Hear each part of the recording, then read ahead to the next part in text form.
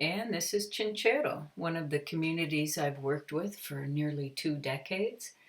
This is the work of the Center of Traditional Textiles Cusco, a nonprofit organization that has about 600 weavers throughout 10 communities. I've been fortunate to have many of you on a Peru trip, and you've been to the community or you've seen them at art fairs or the Mill City Market when they're here with me in the summer. But it's always fascinating to review the amount of work that goes into the yarn preparation before they even start dyeing. The quality of the hand spinning makes these textiles heirloom and as though they were woven of threads of gold. Then there's the knowledge and the time-consuming art form of natural dye. Indigo and cochineal, the beetle bug that Peru is famous for, are probably two of the most labor-intensive dye practices in the world. So that brief overview of those steps involved to get to a ball of yarn, in the case of maybe one of these larger balls here, we could be looking at 25 hours of work in one large ball of yarn. And that's all before they start weaving. The backstrap loom dates back to about 2000 BC.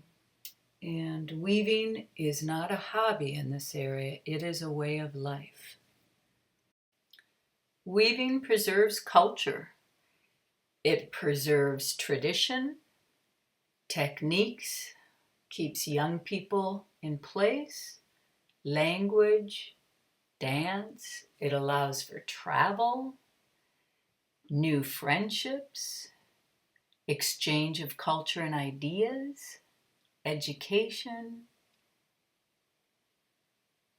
and really, most importantly, it enriches a community.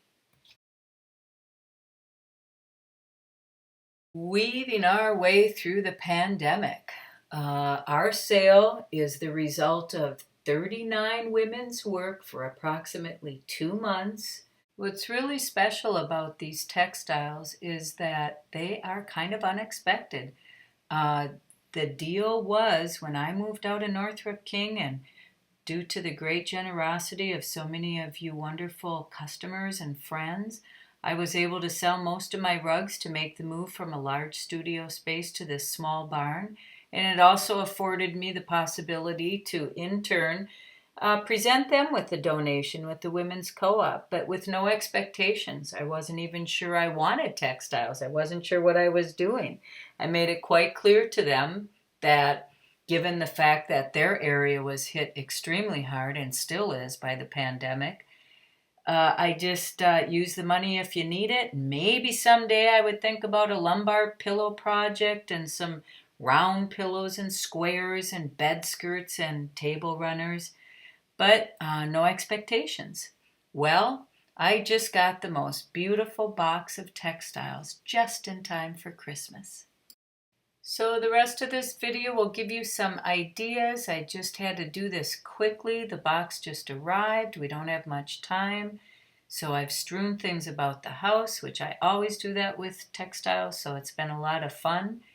But the lighting might not be so great or the layout, so do not hesitate to shoot me an email and I can reposition things and give you more ideas.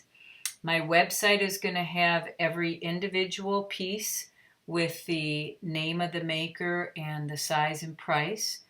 Most pillows come in at least a pair, if not 4 of some.